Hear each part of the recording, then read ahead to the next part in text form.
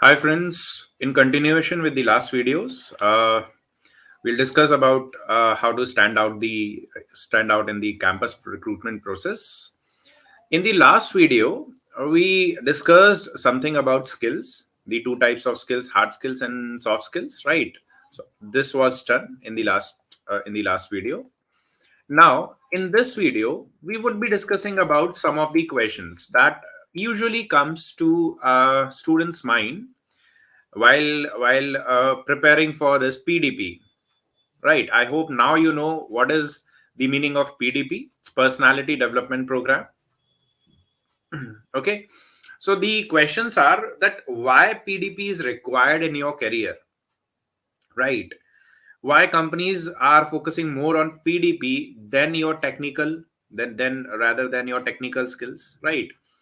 And why why being an engineer we need to give the PDP test, right? Can't we just have a technical test and can't we just get place according to the marks of our technical performance only, right? So to understand these things before actually answering these questions, i would like I would like you to take you to the history of this PDP and aptitude, and then I would like to answer this question first, that why managing ability is required everywhere, right? Not just in the field of in the field of engineering, but managing ability would be required in each and every job, right? So let's come to that later. But first of all, let's go through the history of PDP. So it was a time around 20 to 25 years ago, till 20 to 25 years ago, when the topper of the college used to get the best company, the second topper used to get the second best company, and so on, right? So everything was according to the marks acquired in the graduation, right? So suppose you are doing a BBA or a BCA or BTech or a BSc. So there would be a great chance, there was a great chance of a better placement if you have scored well in your BBA or in your graduation, right? But that's not the case as of now. The the mentality of the companies are rapidly changing. Okay. So history of PDP, I would say that this aptitude and the soft skills things, these two things, or the personality development thing, was started majorly from the evolution of CAT, that is the common admission test, right? We all know that the CAT is an examination for students to go for the MBA from IIMs, right? The Indian Institute of Management. So we can say that the best managers of the country are found in IIMs, right? Generally, not not surely saying, but generally. Okay. So suppose before starting this exam called CAT, what was going through the minds of the people who were going to hire for who were going to select these students for IIMs, right? So suppose we have to select, suppose a person has to select these students from a bunch of people, from a huge crowd all over the India. Suppose they want to select someone who's good in technicals, who's good enough for IIT, right? So what do they do? They would judge you on the technical skills. Either they will take the technical test, maybe comprises of physics, chemistry, and maths, right? So if you perform well in physics, chemistry, and maths, so they can judge you that you are good enough for IITs. But what to do if I want to judge someone that they are good enough to do the MBA? They can be the good managers in future, right? So CAT came up with this idea of having the aptitude and soft skills tests, right? Because a manager generally has nothing technical to do. He just has to apply the logical thinking in day to day work. He needs to know the basic mathematics, and he needs to know the basic English to be able to read and write and to express themselves in written form, right? Apart from that, the manager has to have the soft skills required to communicate with the clients and people, right? So that's why all these modules were designed, right? The first module was designed as aptitude. The second module was designed as soft skill, right? And in the aptitude, the segment designed were quantitative aptitude, aptitude, logical reasoning, and verbal ability majorly. Right. I have already explained these three modules, but I'll be linking why a manager requires these abilities, and in soft skills they require the different communication skills and whatever is there in the soft skills. So, why quant? Because a manager needs to do the simple calculations, not very much integration and differentiation, but the basic calculation. So, quant was introduced as one subject. Then, a manager needs to apply the logical thinking also. He must be mentally smart, very, very smart, right? So, this subject was introduced, logical reasoning. And a manager has to read and write and understand the basic English also, right? Not the English of the Shakespeare's level, but the basic English that is in the newspaper or in the uh, journals, right? So he or she needs to understand all these things. So the written test was comprises of these three things, right? The manager doesn't need a lot of knowledge on his hard skills, that is the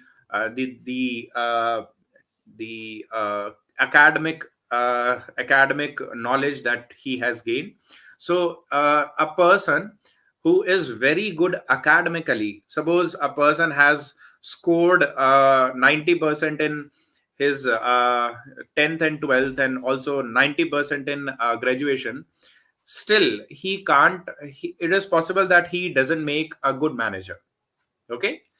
So to judge a person on managing ability, these three subjects would be the best one, as far as the people responsible for conducting cat uh, you know are able to think. Then we have soft skills. So the manager also needs to interact with the people that come across, right? They may be the client, they may be the company employees only, right? So a manager has to be good at soft skills also. So these two are the parameters to judge a person whether he is capable of being a good manager or not, right? So cat introduced these two things only, right? Cat takes your aptitude test as the first round, and then takes your interview and GDs and whatever it is after the interview round to get to the IIMs, right? And if a person clears aptitude and soft skills rounds very, very comfortably, so he is considered fit for being a manager in the topmost colleges of India. Okay. Now, so to be a good manager, you need to have a good set of aptitude and soft skills. But nowadays, the managing ability would be required even in the technical jobs as well, even in the commerce based job as well, in the account based job as well, right? You do anything in the world, you do any job in the world, but managing ability is the one thing that would be required in each and every job, right? Whether it is the technical work, whether it is the medical work, whether it is the accounts based commerce based work, or anything, right? Because if you are good enough in what your job roles are, but still if you're not able to manage everything related to your job, so still you would be a flop in your job. For example, Let's just assume there's a software engineer. He needs to design the software, he needs to write codes, right? Still the managing ability would be required in his job also, because see, if he can't manage his work, his personal life, professional life, his eating habits, eating schedule, his entertainment schedule, his sleeping habits, and his family, friends, and everything around him, if he is not able to manage all these things very very sharply, so he would not be a successful person in his job also. Because if you can't manage your sleeping habits properly, your friends and family properly, you would be tensed all the time while doing your primary professional job also. So managing ability is the thing that is required in each and every job, right? And that is the biggest skill which is required in any job, right? If you can't manage if you can't manage the office, if you can't manage your seniors, your juniors, your colleagues, right? So you would not be able to survive in the corporate world, right? So that's why the managing ability is required in each and every job, right? Whether it is medical field, whether it is engineering field, or any field, right? Now let's come back to the questions. So why PDP in your career? Of course, now you have the answer. Because if the managing ability is required in each of your job, any kind of job, right? So that managing ability would be judged by personality development program only. How good the personality of a candidate is, that will tell you, that will tell the HR how good the person can manage his job properly, right? Also, they need they the companies are testing on more on PDP and aptitude, because they think that if the candidate doesn't have the required knowledge for the job, still we can train them, if he is willing to train, if he's willing to get trained, right? So if a candidate for a job is very sharp mentally, is very smart mentally, is able to learn things very quickly, and is having the right motivation towards his work, so that is for sure that he will be able to learn the things that are going to be used in the company, right? So that's why companies are focusing more on PDP, because they think that rather than taking a person who's got 85% in the graduation, but is not able to manage the things properly and is not able to learn the things quickly, we will take the person who has got only 60% but is very sharp mentally, right? That would be a better asset for our company, right, than the person who just has the bookish knowledge, right? So that's why the companies are focusing more on this PDP part than the technical part. And I'm saying it again, that you can get a placement without the knowledge of any technical without any technical knowledge, but you can't get placed without the aptitude skills and soft skills, right? And that's the answer for the last question as well, that why an engineer needs to give a PDP test. Because engineers are also judged on the aptitude skills, right?